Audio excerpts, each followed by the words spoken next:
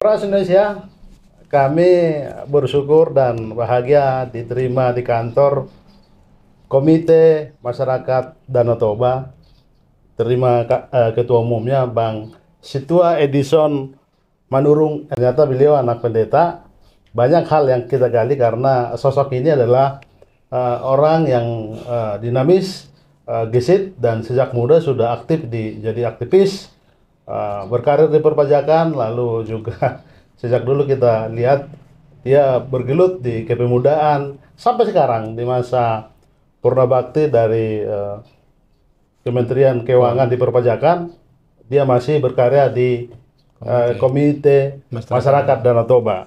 Beberapa waktu lalu dengar mereka mengadakan hajatan besar Rakernas, Rapat Kerja Nasional, bertepatan 4 tahun lembaga ini berdiri, dan kemudian bertemu dengan anggota DPR di Komisi 10 untuk membicarakan Kaldera Toba. Ini yang fokus pembicaraan kita di Suara Tapian TV hari ini. Kenapa Kaldera Toba? Yang kita tahu bahwa Kaldera Toba ini adalah satu biositas, atau karena disebut dia pusat hayati, pusat budaya, karena pusat vulkanologi juga Danau Toba menjadi satu hal yang menarik dilindungi dunia. UNESCO tepatnya memberi perhatian. Tapi kata Bang Edison beberapa pesan bahwa sekarang diberi lampu kuning. Ada apa gerangan? Horas Bang Edison. Ya. Itu pengantar agak lama tadi, tapi kita mau fokus di Kaldera Toba karena Abang kemarin ketemu Komisi 10. Apa yang dibicarakan soal Kaldera Toba ini? Suara Tapian, ya. Dimanapun pemirsa, selamat dan sukses semua, selamat berkarya, dan kita selalu sehat semua. Salam. Bapak dan Ibu, saya kedatangan tamu, ya, khusus wawancara dari Suara Tapian, dan saya sudah beberapa dikejar wartawan sejak Geopark Kaldera dibuat dari UNESCO rapot kuning. Kita memang sangat prihatin, di mana status UNESCO Global Geopark Kaldera pada saat ini dapat rapot kuning. Oleh karena itu, pada saat Rakernas Komite Masyarakat Danau Toba tanggal 30 September 2003 kemarin di Hotel Sultan, kami sudah langsung membuat rekomendasi. Rekomendasi ini akan kami berikan kepada Bapak Presiden Jokowi dan Menteri terkait dan juga PJ Gubernur Sumatera Utara. Dan kami kemarin diundang oleh Ketua Komisi 10 di DPR dalam rangka diskusi, ya, mencari solusi agar Geopark ini jangan berlanjut menjadi merah, karena sekarang menjadi kuning. Oleh karena itu saya berterima kasih kepada pimpinan atau ketua dan anggota Komisi 10 yang langsung mengundang kami kemarin di gedung DPR dengan seluruh anggota Komisi 10 dan ketua dan wakil ketua dan unsur pimpinan, dan juga beberapa hadir di situ Dewan Pakar Komite Masyarakat Danau Toba. Oleh karena itu saya mengharapkan kepada pemerintah pusat, khususnya Bapak Presiden dan juga Gubernur Sumatera Utara, agar ini diperhatikan khusus, ya. Kami sudah menyampaikan langsung rekomendasi hasil Rakernas kepada Ketua Komisi 10 kemarin di DPR agar ini langsung ditindaklanjuti. Dan bersyukur kita respon daripada pimpinan Komisi 10 kemarin sangat respon, dan mereka sangat bangga di mana atas undangan mereka kami merespon, dan kami langsung presentasi di sana by data bahwa apa persyaratan yang tidak bisa dilengkapi oleh badan Geopark pengurusnya, kami sudah kasih solusi kepada Komisi 10 nantinya. Oleh karena itu mudah-mudahan dengan hasil yang kami berikan, sehingga nantinya kita harapkan tahun depan kami berjanji ini kalau dipercayakan kepada Komite Masyarakat Danau Toba, kami bisa jamin bahwa ini tidak akan berlanjut merah tahun depan 2024. Karena kalau ini merah tahun 2024, otomatis nanti ya ini dicabut ya status geopark ini dari UNESCO. Sangat-sangat prihatin kita mendengarkan berita ini. Baik Bang, kalau demikian sebenarnya kan MDT juga sebagai lembaga yang peduli lingkungan Danau Toba, apa saran juga, karena kita melihat kan pengelolaan Danau Toba dari pemerintah juga ada tumpang tindih. Misalnya begini, Jimmy Panjaitan itu ketua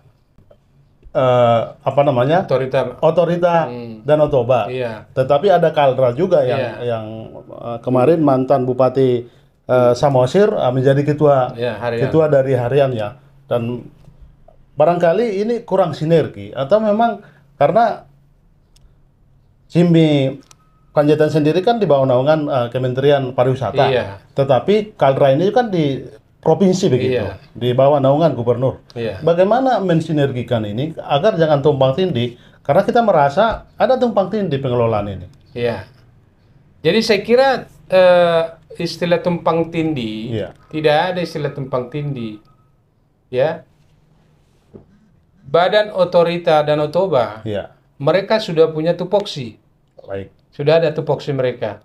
Terus Badan Geopark ini sudah ada tupoksi. Komite Masyarakat Danau Toba ini adalah salah satu mitra strategis pemerintah dari suara rakyat, ya, semacam komunitas Komite Masyarakat Danau Toba. Oleh karena itu saya kira dulu rencana kita bagaimana BODT ini dengan Badan Geopark dengan Komite Masyarakat Danau Toba ini bisa bersinergi untuk melakukan pekerjaan-pekerjaan yang membuat percepatan wisata Danau Toba. Dan kita harus berterima kasih sesungguhnya kepada Bapak Presiden Jokowi yang telah membuat Danau Toba ini menjadi salah satu super prioritas. Ini saya jelaskan beberapa kali pertemuan saya yang paling bangga pada saat ini, karena pada saat saya ketua KMPI, saya mewakili pemuda Indonesia ke PBB. Di PBB ini dibahas soal lingkungan. Sepulangnya kami dari PBB, kami melapor ke mantan Bapak Habibie, Profesor Habibie, mantan presiden yang sudah meninggal waktu. Apa yang dikatakan Habibie kepada saya? Hei anak muda, Danau Toba itu adalah karunia dari Tuhan, wajib dilestarikan. Ya, wajib dilestarikan, dan bukan hanya milik orang Batak, bukan hanya milik Sumatera Utara, dan bukan hanya milik Indonesia. Ini Danau Toba adalah paru-paru dan jantung dunia dan milik dunia. Ya, sekarang di era Jokowi baru terwujud bahwa Danau Toba itu adalah salah satu super prioritas dibuat Jokowi. Tentu kita sebagai komunitas masyarakat, saya mengajak semua lapisan masyarakat ya yang sudah diberikan kesempatan. Geopark ini adalah salah satu untuk mensejahterakan masyarakat di kawasan Danau Toba. Kenapa tidak bisa dipertahankan? Ini salah urus. Ini salah urus. Makanya waktu kami ketemu, saya dengan Bapak Gubernur PJ Sumatera Utara 2 minggu yang lalu, saya 1 jam diskusi, ya, 4 mata dengan Bapak PJ Gubernur, Pak Mayor Jenderal ya Hasanuddin, ya.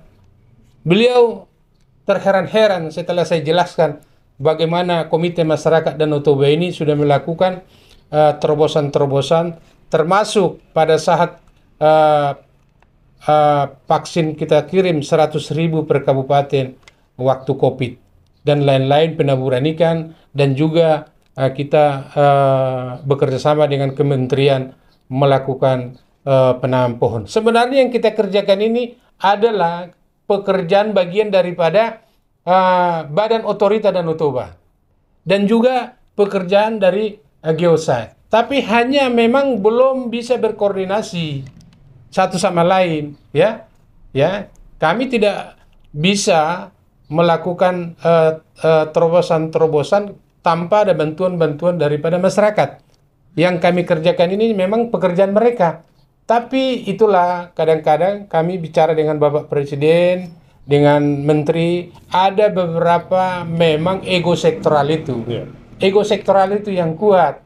Ya, kita lihatlah bagaimana Mandalika sekarang dan lain-lain contohnya. Danau Toba ini indah ya dan terbesar di dunia sebenarnya. Ya, oleh karena itu inilah tugas kami sekarang, bagaimana kami melakukan kajian-kajian dengan para profesor yang bergabung di KMDT ini, kurang lebih 200 orang profesor dari lintas perguruan, ya termasuk rektor USU, ya Profesor Mardianto, salah satu dewan pakar kita, dan lain-lain dari ITB, dari UI ada di sini. Sebenarnya Komite Masyarakat Danau Toba tinggal mereka mengajak.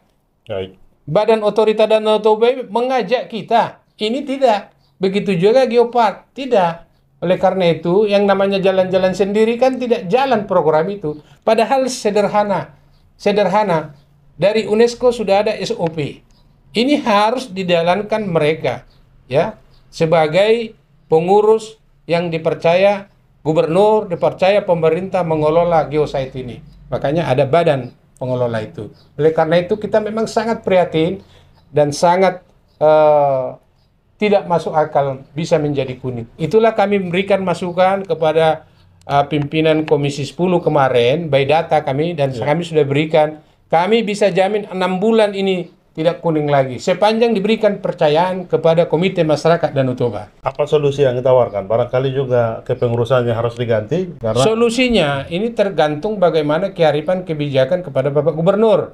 Karena yang mengangkat pengurus Geopark ini, Badan Geopark ini adalah Bapak Gubernur. Oleh karena itu, ya harapan kami, ya ini by data dan dievaluasi langsung mereka-mereka yang tidak mampu, yang tidak sesuai tupoksi masing-masing, ya diberikanlah orang yang independen, orang yang memahami mengelola geosite ini. Padahal di sana kita bangga bagaimana 7 kawasan Danau Toba yang bisa kita lakukan sesuai harapan SOP yang diberikan dari UNESCO.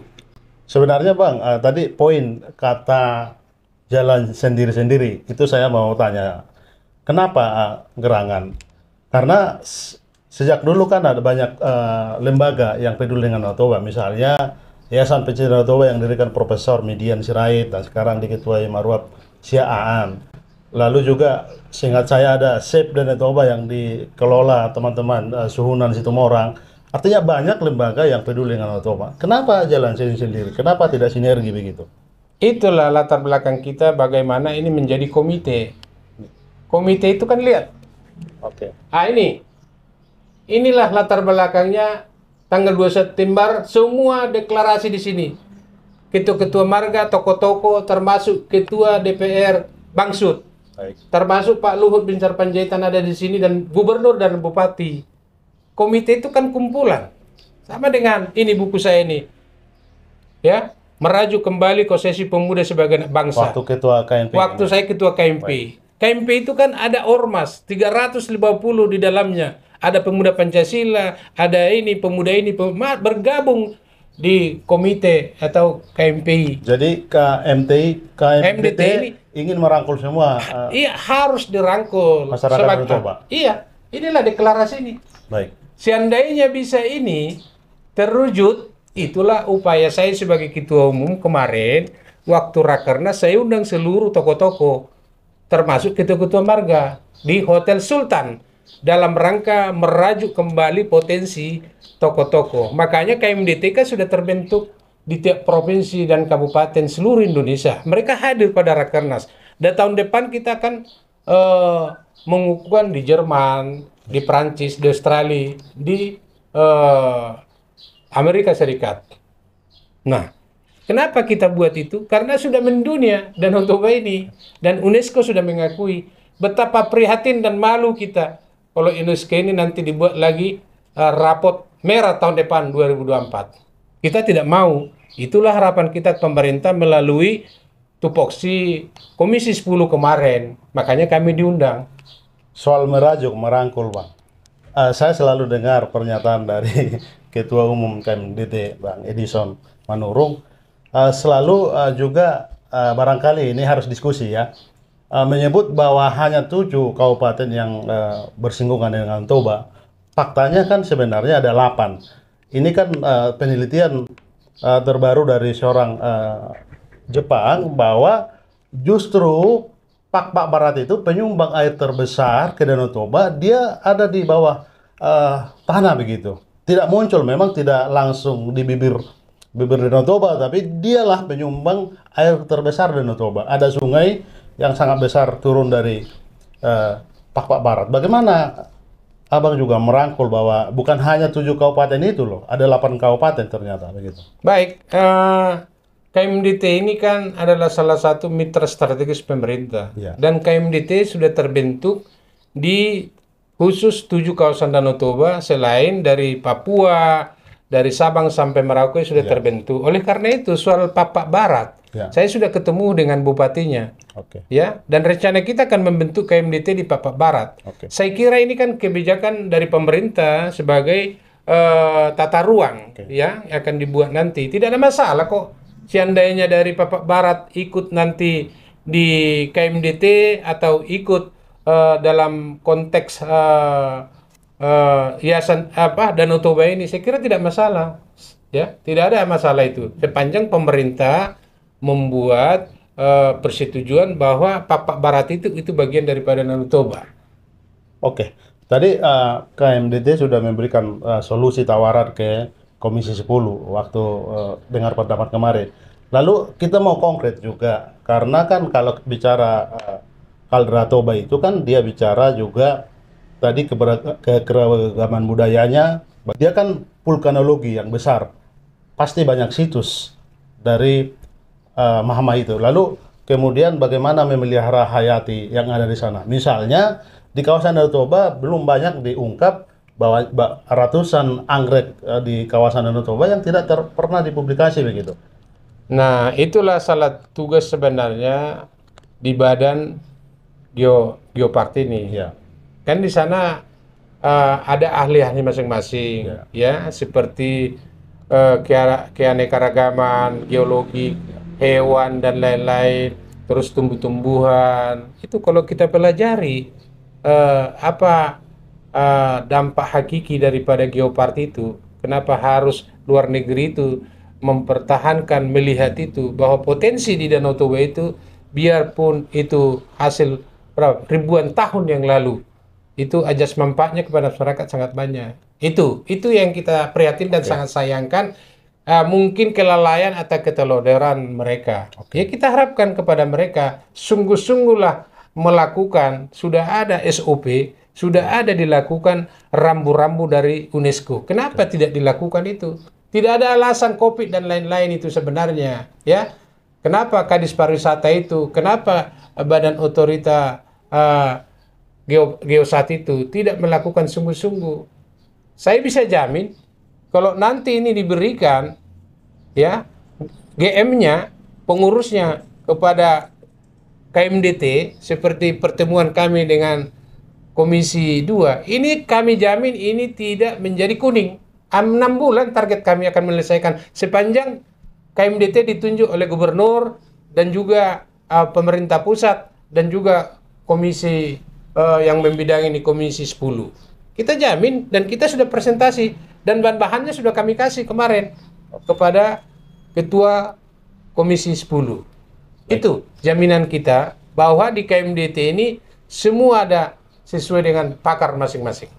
Terakhir pertanyaan Bang, sebagai lembaga yang sudah kadung menyebut bahwa Kaldera Toba sekarang lampu kuning, apa yang dilakukan untuk mendekati atau bangun jembatan jalan untuk berkomunikasi dengan UNESCO begitu?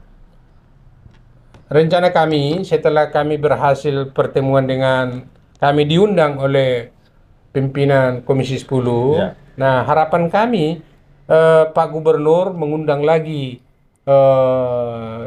Komite Masyarakat Danau Toba ini untuk diskusi, dan kami akan berikan di hadapan Pak Gubernur, di hadapan pengurus oleh Geopark ini, Badan Geopark ini, inilah solusi yang kita buat dari Komite Masyarakat Danau Toba. Sepanjang itu bisa dilakukan, ini bisa jadi merah nanti. Jadi tidak ada alasan bahwa selama 2 tahun kopi Maksudnya hijau, Bang? hijau. Iya. Nah, ya. Artinya tidak Kita jadi bisa merah. jamin Ya, oke. tidak bisa merah ini tahun 2024 Oke. sepanjang kita berkoordinasi. Itu yang kita lakukan kemarin waktu rapat kepada Ketua Komisi 10. Lihat ini. Oke. Bahan-bahan kita sudah lengkap semua itu. Oh, ini akan Iya. diberikan ke Inilah gubernur. ke gubernur. Oke. Udah mantap ini semua. Mungkin di satu lagi, Bang. Apa sih ruginya kalau memang UNESCO tidak lagi mengakui Kaldera Toba begitu?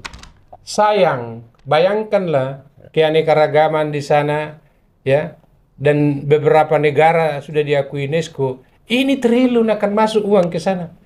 Triliun untuk ke Kaldera Toba itu. Seandainya nanti apa yang diharapkan dari UNESCO itu bisa kita jalankan. Saking bagaimana potensi aneka ragam yang ada di kawasan Danau Toba. Oke. Terima kasih Itu. bincang-bincangnya, Bang. Begitu bincang-bincang kami dengan Ketua Edison Manurung SHMM, Ketua Umum dari Komite Masyarakat Danau Toba. Horas, melihat ya? Horas, makasih. Salam KMDT.